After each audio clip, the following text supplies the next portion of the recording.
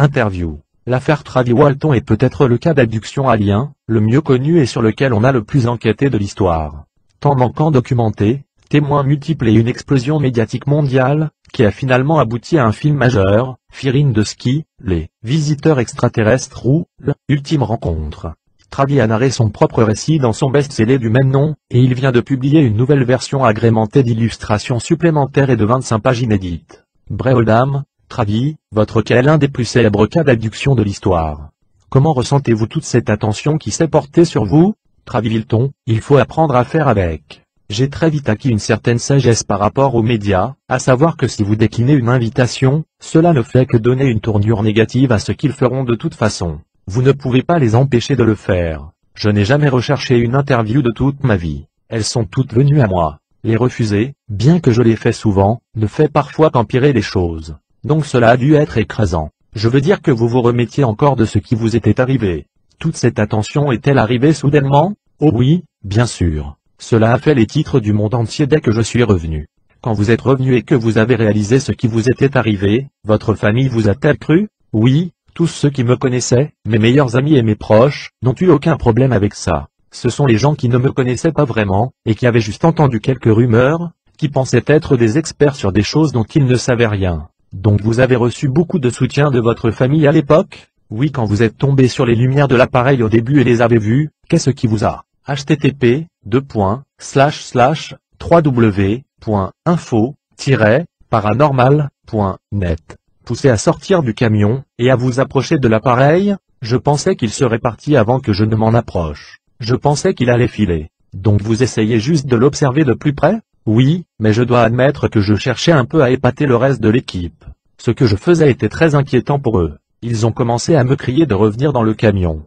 Plus j'approchais, plus je commençais à me sentir un peu nerveux. Donc je me suis mis à ralentir, et j'ai vraiment pensé que je pouvais m'être mis dans de sales draps. Et à ce moment-là, aviez-vous une bonne vue sur ce que vous regardiez? Oui, vous savez n'importe qui peut penser qu'à cette distance on pouvait confondre avec quelque chose comme la planète Jupiter, un hélicoptère ou autre. Eh bien c'était impossible, car c'était à moins de 30 mètres. On ne pouvait pas se tromper. Tandis que vous vous approchez et réalisiez ce que vous voyez, vous avez dû avoir une poussée d'adrénaline. La peur s'est-elle installée à ce moment-là? J'avais déjà vraiment peur.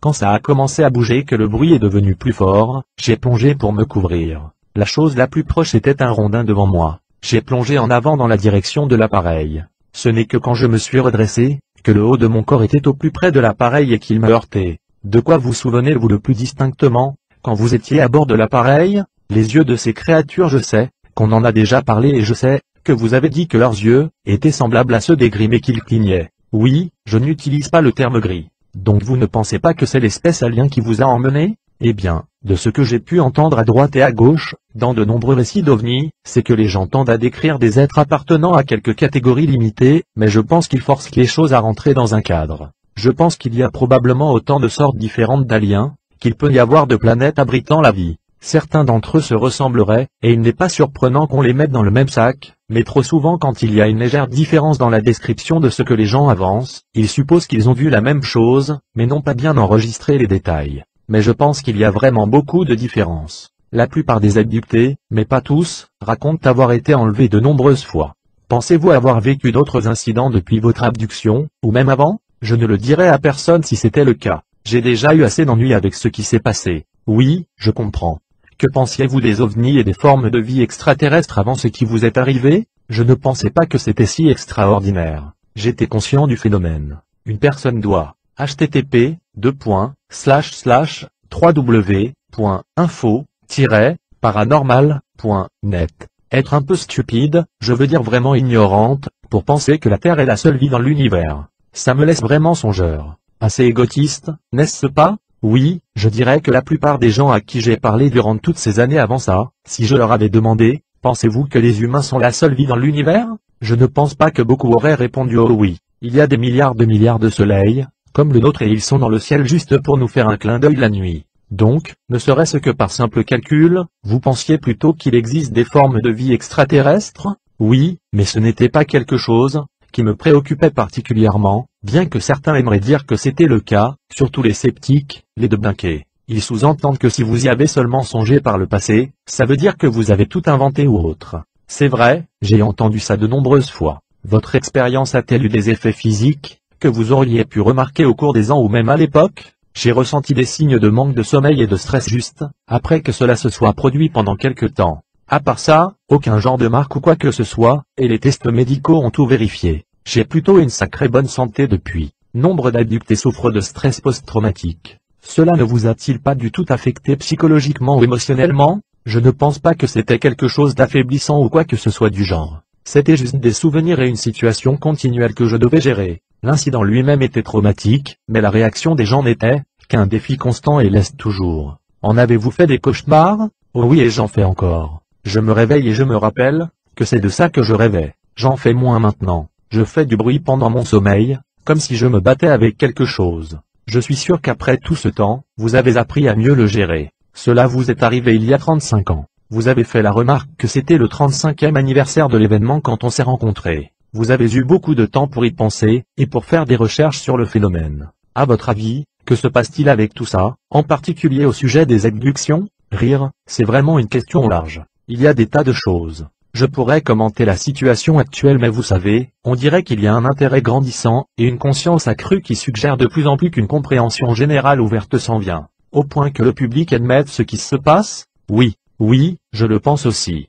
Que croyez-vous au sujet du programme des aliens? Bien qu'il pourrait y avoir plusieurs programmes différents impliqués, je suis certain qu'il y en a plusieurs. Je ne pense pas que ce soit malveillant, bien que je n'en suis pas certain. On ne sait jamais avec certitude. Je pense que le traumatisme que j'ai subi a beaucoup à voir avec la simple façon dont cela s'est produit et ne préjugeant rien de leurs intentions. Donc vous croyez que dans votre cas, il ne s'agissait que d'observer et d'en apprendre sur nous? Je ne sais pas. Vous savez, dans mon cas, j'aime croire, et c'est un biais personnel je suppose, que cela s'est produit parce que je me suis trop approché, et que j'ai apparemment fait quelque chose. http://www.info-paranormal.net d'inattendu auquel il fallait remédier. D'autres abductés rapportent avoir vu à bord de l'appareil d'autres humains, ou des êtres d'apparence humaine interagir avec les kidnappeurs aliens.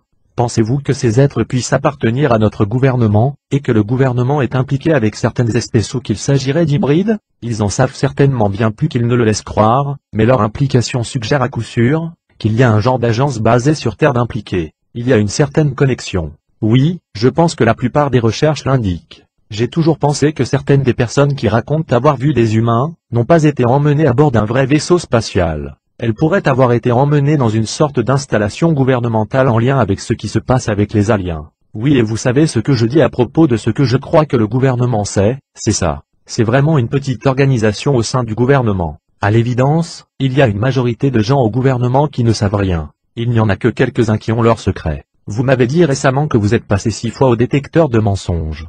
Pouvez-vous développer et expliquer pourquoi vous avez accepté d'en passer autant? La méthodologie du premier que j'ai passé et réussi a été contestée, car elle génère 80% de faux positifs. Cela veut dire qu'il a tendance à indiquer que les gens mentent quand ce n'est pas le cas. Mais si vous le réussissez, c'est vraiment solide car le facteur d'erreur est en direction de ceux qui disent la vérité. Donc j'ai passé d'autres tests, un peu pour défier un investigateur sceptique qui critiquait le premier test. Donc j'ai passé 2 autres tests avec le département de sécurité publique de l'Arizona, et le premier examinateur, qui avait testé l'équipe auparavant, et j'ai réussi ces 2 tests au plus haut niveau. Ensuite, parce que j'ai participé à une émission de TV débile, qui utilisait un faux polygraphe, rire, j'ai décidé d'y repasser. Ça n'a jamais été diffusé aux États-Unis, mais j'ai décidé de trouver le test le plus rigoureux que je pouvais. Aussi, puisque les résultats étaient utilisables au tribunal dans l'État du Nouveau-Mexique, j'ai cherché là et les examinateurs à qui j'ai parlé m'ont recommandé cette firme qui réalise les tests pour les prisons d'État du Nouveau-Mexique, et le département de la police d'Albuquerque, et même le service de Marshall US. Comme ils sont utilisés au tribunal, les tests sont très réglementés là-bas, et sont conformes aux normes les plus exigeantes. Cette firme utilisait des équipements assistés par ordinateur très modernes. Ils utilisaient une machine à 5 pistes. Normalement, il n'y a que 3 ou 4 choses qui sont mesurées, des réponses physiologiques, mais celle-ci en mesurait 5 et tout était contrôlé par l'ordinateur, et marqué par l'ordinateur en même temps que l'examinateur. J'ai réussi au plus haut niveau aux 2 tests à la fois avec l'ordinateur et l'examinateur. J'ai passé 2 tests séparés. C'était aussi l'occasion de couvrir d'autres questions. Les examinateurs cherchent toujours la question centrale, qui recouvre toutes les autres et ils ne pensent pas qu'entrer dans les détails soit nécessaire. Dans cette optique d'examinateur, cet événement s'est-il réellement produit, recouvre toute la question ou si j'étais sous l'influence de drogue ou autre. La question que je voulais qu'il soit abordée plus spécifiquement était, avais-je une quelconque connaissance de quiconque qui soit la cause des mesures de radiation sur le site, ou des mesures électromagnétiques sur le site ou de la croissance phénoménale des arbres les plus proches de l'endroit où l'appareil est descendu? Cette question a été posée et je l'ai. http://www.info-paranormal.net. Réussi. C'était juste une manière de mettre à jour, je veux dire, j'ai passé 15 ans à faire mes preuves. Pour réfuter les sceptiques. Avez-vous toujours beaucoup de sceptiques, même à ce jour? À ce jour, les sceptiques sont vraiment un programme de propagande. Par exemple, il y a deux sceptiques, Robert Scheife et Anson Kennedy, ils ont tous les deux le même article, qu'ils affichent qu'un journaliste de tabloïd, a sorti et que j'ai discrédité il y a des années, en 1996. J'ai montré que ce journaliste de presse à scandale, avait écrit deux versions différentes de son article dans lesquelles il se contredisait franchement. Mais quand je vais sur les sites web de ces sceptiques, et que j'essaie de commenter ou de faire remarquer cela, ils ne le publient pas. Donc, en d'autres termes, ce qui les intéresse c'est de mentir au public, de tromper le public sur la fiabilité de cela. Vous savez, ce type qui prétend que le psychiatre faisait ceci ou cela alors qu'il n'était même pas là. Donc, ils ne font que manipuler leur propre vérité sur le sujet? Oui, ils inventent un tas de trucs. Dans un cas, on parlait de mon frère comme d'un abstinent total, et dans l'autre article comme d'un buveur invétéré. Ça n'est pas une erreur, c'est un mensonge pur et simple. Ce type n'a aucune crédibilité, mais il le publie parce que fondamentalement, il ridiculise tout le truc, pour un peu de fric. Normalement, les sceptiques ne font pas confiance à la presse à scandale. Avec un journaliste de tabloïd, on touche le fond. Ce type a décidé d'écrire un article qui clame tout un tas de trucs négatifs sur moi après avoir écrit un article positif, il a fait volte-face. C'est hypocrite. Tout ce qu'on peut trouver de négatif, on va le publier et s'il y a quoi que ce soit de positif, on va l'étouffer. Je trouve ça tout simplement surprenant, qu'après tout ce temps et tous vos efforts consciencieux pour prouver la véracité de tout ce qui vous est arrivé, et vous avez vraiment fait du bon travail, il y ait encore des gens qui fassent le genre de choses dont vous parlez. Très souvent, les gens essaient de se rattacher eux-mêmes d'une certaine manière significative à d'autres personnes au cœur de l'affaire pour sembler importants. Ça n'est pas toujours négatif. J'ai entendu parler de ce type qui était un fervent partisan de mon histoire, mais qui prétendait avoir assisté à la fête de retour organisée en mon honneur. Le problème est que cette fête n'a jamais eu lieu. C'est juste quelque chose qu'ils ont inventé pour le film. Il y a des tas d'exemples de gens qui sont de mon côté. Il y a ce type qui prétend que quand je suis revenu, mon premier coup de téléphone a été pour lui mais comme il n'était pas là, alors j'aurais appelé sa famille. Donc encore un qui essaie d'attirer l'attention sur lui. L'opérateur qui a pris l'appel d'urgence, l'a écouté et l'a transmis au shérif. Il n'y a pas eu d'autres appels de ma part depuis cette cabine téléphonique cette nuit-là. C'est comme ça que la nouvelle de votre retour s'est répandue si rapidement. Je ne sais même pas comment la nouvelle s'est répandue, je suppose que le shérif a dû l'annoncer. De toute façon, il y a un type sur des forums tout récemment, qui prétendait qu'il était le neveu du shérif du comté, et qu'il savait le fin mot de l'histoire, et que c'était une hallucination due à la drogue. C'est tellement stupide car chaque détail qu'il donne montre qu'il invente tout. D'abord, il disait que son oncle était sans force leg, et qu'il était shérif du comté. Le shérif du comté n'était pas sans force leg, c'était Marvin Gillespie. Le marshal de la ville n'a pas réellement joué de rôle dans l'enquête. C'était l'enquête du shérif du comté.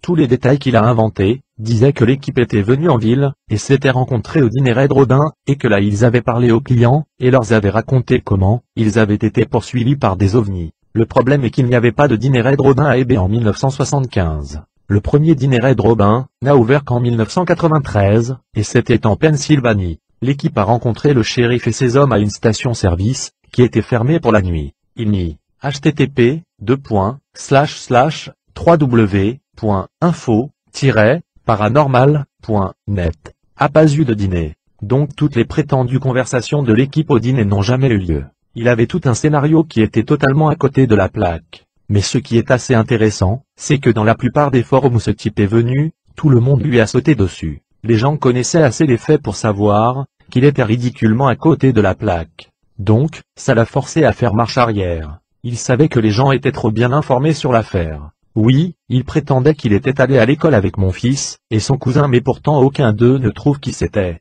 Ils ont même ressorti les photos de classe pour trouver qui c'était mais n'ont pas réussi. Rire, une chose dont nous avons déjà parlé, avant mais peut-être pouvez-vous la réaborder. Je vous avais demandé si vous aviez déjà été hypnotisé et ce qui s'était passé lors de la régression. J'ai été hypnotisé car c'était tellement traumatisant que je n'étais pas capable de raconter tout ce qui s'était passé. C'était tellement dur que je m'effondrais avant d'aller au bout. L'hypnose m'a permis de séparer les souvenirs de la réaction de peur. Alors j'ai pu répéter ce qui s'était passé sans autant de peur. J'ai été capable d'aller jusqu'au bout pour la première fois. Mais quand il a essayé d'aller plus profondément dans d'autres souvenirs, il y avait un tel blocage qu'il a pensé qu'il serait fatal de continuer. Aussi l'hypnose a été interrompue, et je n'ai jamais réessayé de passer ces souvenirs bloqués. Donc vous avez décidé qu'il valait mieux ne pas réveiller le chien qui dort, comme on dit. S'ils sont bloqués, il doit y avoir une raison. Travis, vous êtes grandement respecté au sein de la communauté ufologique, et par une grande partie du public. Votre honnêteté et votre courage pour discuter ouvertement de votre expérience sont très admirés. Je sais que cela n'a pas été facile pour vous. Ça a été assez dur mais vous savez, de temps en temps au cours des 35 dernières années, à divers moments, j'ai décidé d'arrêter d'en parler pendant un moment, mais je commence à réaliser qu'avec ça, il y a une vraiment grande responsabilité, avec ce fardeau qui a ruiné ma vie. Que voudriez-vous que les gens apprennent à votre sujet qu'ils ne sauraient pas déjà? J'aimerais, s'ils ont des questions sur des trucs qu'ils lisent sur internet, des commérages et tout ce genre de trucs, qu'ils vérifient d'abord. Malheureusement, je suis dans la situation embarrassante où la seule information qui pourrait infirmer ou confirmer les choses se trouve dans mon livre et donc, bien sûr, ça sonne comme si je voulais vendre mon livre. Alors je dis aux sceptiques, n'achetez pas mon livre. Allez tout simplement dans une bibliothèque et empruntez-le. Avant d'attaquer ce que je dis, découvrez ce que je dis. Oui, prenez le temps d'apprendre la vérité. Oui, je sais maintenant que les gens commencent à accepter davantage le phénomène des abductions, et commencent à réaliser ce qui se trame. J'admire tout simplement tout ce que vous avez dû traverser. Je pense que vous avez aidé un tas de gens, qui ont vécu ce genre de choses et contribué à sensibiliser le public, ce qui était vraiment nécessaire. C'est ce que j'espère. Je continuerai. J'espère faire du bien d'une façon ou d'une autre. Traduction, ma source, Mister Uamrika. http://www.info-paranormal.net